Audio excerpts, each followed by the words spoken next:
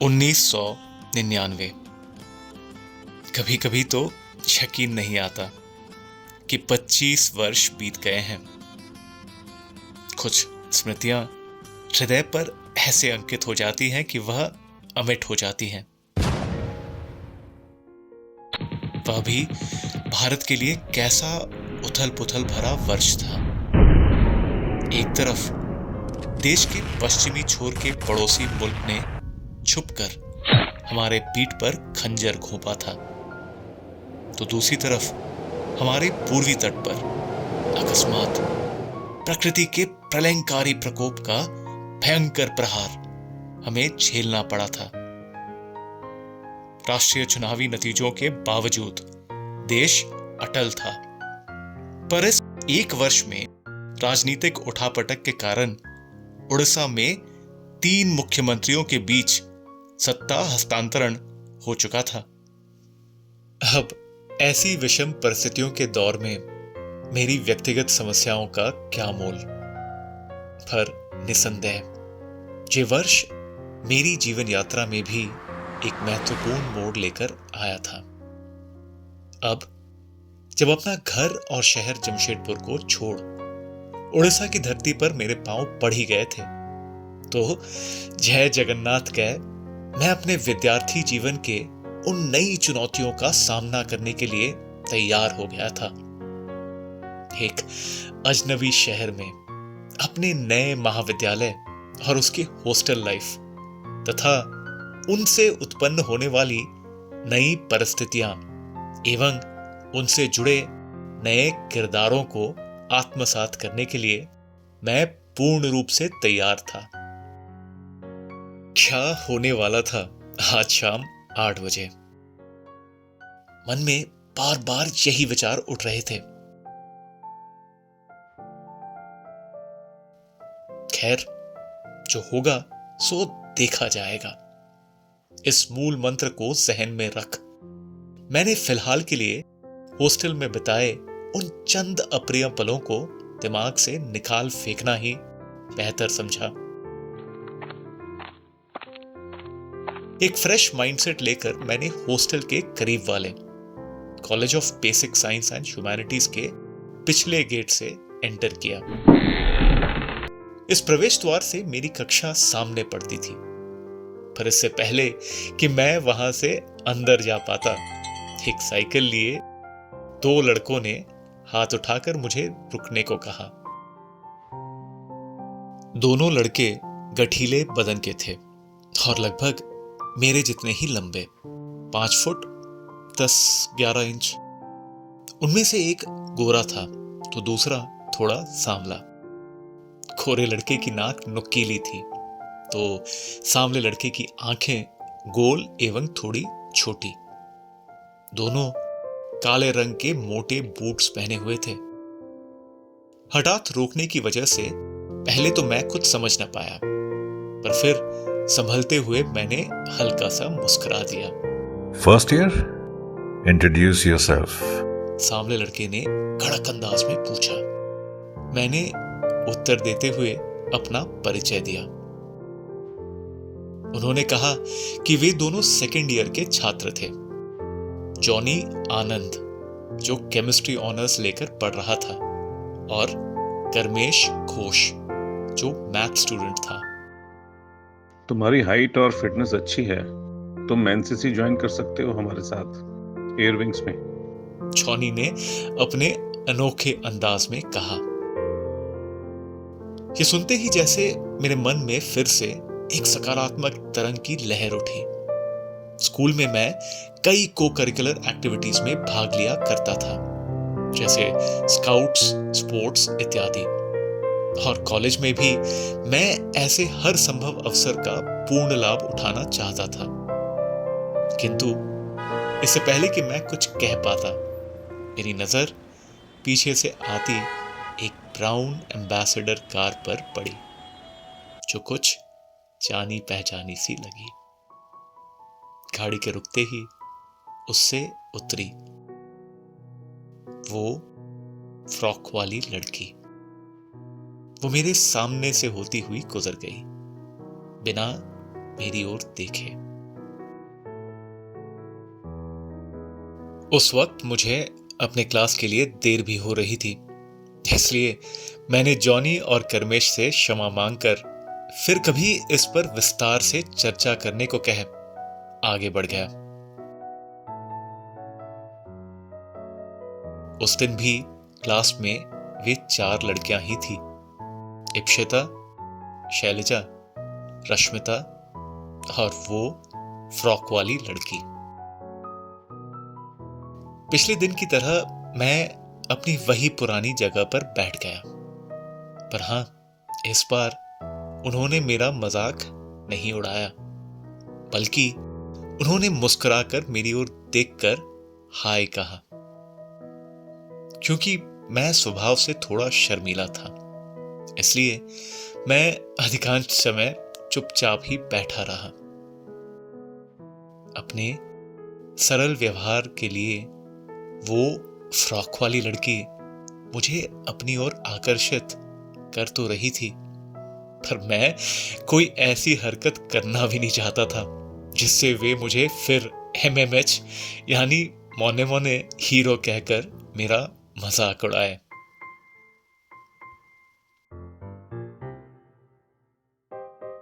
उस दिन के 2 क्लासेस को अटेंड कर मैं जल्द ही हॉस्टल वापस चला जाना चाहता था, क्योंकि मुझे अपना रूम का इशू रिजॉल्व करना था और फिर 8 बजे उन सीनियर स्टूडेंट से भी मिलना था। मैं लंबे टक भरते हुए कॉरिडोर पर बढ़ ही रहा था कि गलती से मेरी टक्कर सामने से आते हुए एक छात्र से हो गई। तभी उसने मुझसे कहा, अरे दोस्त, अगर तुम्हें लगता है गलती मेरी है तो आई एम सॉरी, और अगर लगता है तुम्हारी है तो भी कोई बात नहीं यार। बड़ी बड़ी कॉलेजेस में ऐसी छोटी छोटी बातें तो होती रहती हैं, है ना? उसके बोलने का अंदाज थोड़ा फिल्मी था और अपने हेयर स्टाइल, कदकाठी और पहनावे की वजह से वो दिख भी रहा था सुनील शेट्टी की तरह। मेरे चेहरे पर झट से एक मुस्कुराहट आ गई। उसने अपना परिचय देते हुए हाथ बढ़ाकर कहा, मैं Nihar Ranjan Bedbag, first year botany honours, Balangir Orissa से। हाथ मिलाते हुए मैंने सोचा, बोलांगीर, इसकी हिंदी तो अच्छी है, पर मुझे देर हो रही थी, इसलिए आगे बढ़ते हुए मैंने कहा, अपनी अच्छी जमेगी दोस्त, पर अभी मैं जल्दी में हूं। कल मिलकर ढेर सारी बातें करेंगे तुम्हारे बोलांगीर के बारे। कहकर मैं अपनी ही धुन में कुछ गुनगुनाते हुए हॉस्टल की ओर चल पड़ा। सुबह हॉस्टल में महसूस किए अप्रिय विचारों को मन से निकाल मैं काफी पॉजिटिव फील कर रहा था, पर 8 बजे का ख्याल अभी तक मेरे जहन से पूर्ण रूप से गया नहीं था। हॉस्टल पहुंचकर मैंने देखा कि रूम नंबर 17 में मेरा सामान वैसे ही कोने में पड़ा हुआ था और वहां बैठे थे सेकेंड ईयर के नरसिंह मुर्मू, +2 स्टूडेंट दुर्गा सोरेन और कुछ अन्य छात्र जो ज्यादातर सुंदरगढ़, मयूरभंज और क्योंझर डिस्ट्रिक्ट से थे। पहले तो मुझे यह जानकर बेहद खुशी हुई, क्योंकि ये तीनों जिले तब के दक्षिणी बिहार से सटे हुए थे। उनमें से कई जगहों में मेरे सगे संबंधी रहते थे और शादी ब्याह के अवसर पर मुझे राउरकेला, बारिपदा या रायरंगपुर जैसे जगहों को देखने का अवसर मिला था। मैं यह भी जानता था कि जमशेदपुर और सिंहभूम जिलों की ही तरह उड़ीसा के इन क्षेत्रों की अधिकांश आबादी जनजातीय लोगों की थी। जमशेदपुर में पले बड़े होने के कारण मेरे विद्यालय लिटिल फ्लावर स्कूल में जनजातीय समुदाय से मेरे कई क्लासमेट्स रहे थे और मेरे गांव गोपालपुर में तो हम सभी समुदाय पास पड़ोस में मिलजुल कर पीढ़ियों से रहते आए हैं। पर यहां मुझे यह जानकर थोड़ी अचरज हुई कि हॉस्टल के सारे जनजातीय समुदाय के छात्र दूसरों से थोड़े कटे हुए अलग से रूम 17 और 18 में रह रहे थे, या शायद दूसरे उनसे अलग रह रहे थे। मैंने मन ही मन सोचा, क्या उनके बीच आपस में कोई भेद की भावना थी?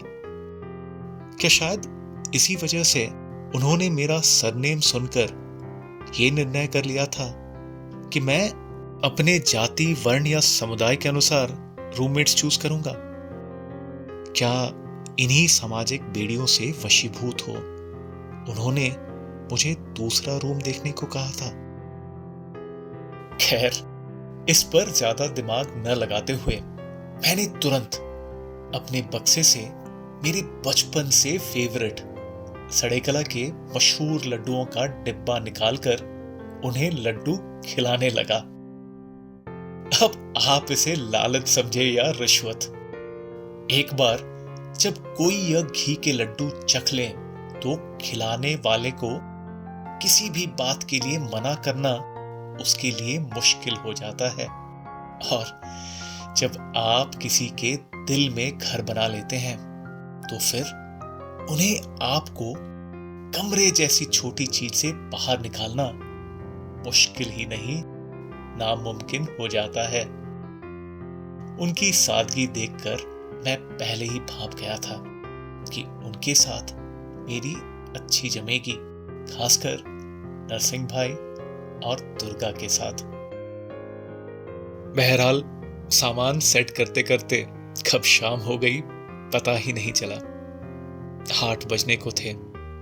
मेरे कमरे के नए साथियों ने बताया कि जिस सरदार जी से मेरी सुबह मुलाकात हुई थी उनका नाम प्रितपाल सिंह उर्फ पिंटू भाई था और वे फाइनल ईयर के स्टूडेंट थे। उनसे यह भी पता चला कि वे थोड़े गुस्सैल हैं और कोई उनसे पंगा लेने का दुस्साहस नहीं करता।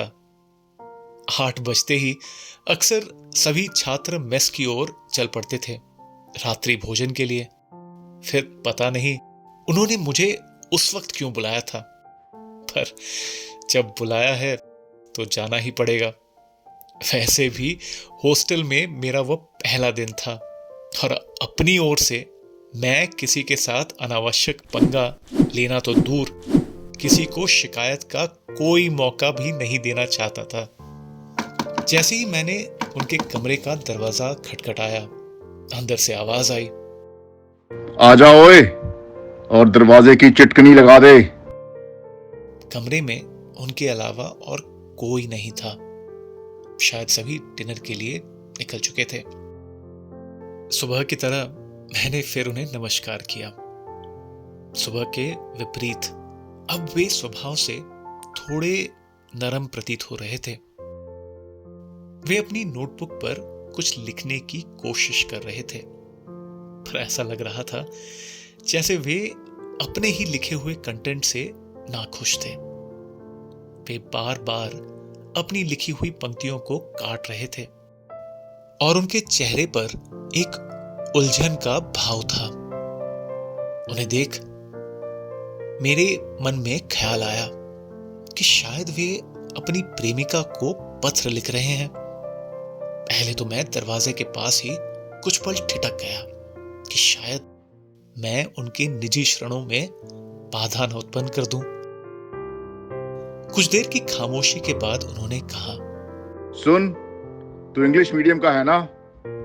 अंग्रेजी में एक टॉपिक पे कुछ लिख पाएगा? मैंने सोचा, क्या पिंटू भाई इंग्लिश में लव लेटर लिखकर अपनी प्रेयसी को इंप्रेस करने की सोच रहे हैं? एक क्षण के लिए मैं अपनी कल्पना में खो गया कि पिंटू भाई अपनी गर्लफ्रेंड को प्रपोज कर रहे हैं। तभी उनकी भारी भरकम आवाज से मैं चौंक पड़ा। ओए सुन, वो क्या है कि कल हॉस्टल में कंपटीशन है एलोक्यूशन का, जिसमें 200 रुपए का फर्स्ट प्राइज है। तू लिख पाएगा मेरे लिए? एलोक्यूशन? मैं कुछ समझ न पाया। मैंने इस प्रकार कभी किसी प्रतियोगिता के लिए लिखा नहीं था। मुझे पढ़ना तो अच्छा लगता था, पर लिखना नहीं। क्या मैं कुछ ढंग का लिख पाऊंगा, और वो भी पिंटू भाई के लिए। कुछ समझ नहीं आ रहा था, तो इस वजह से बुलाया था पिंटू भाई ने मुझे शाम 8 बजे।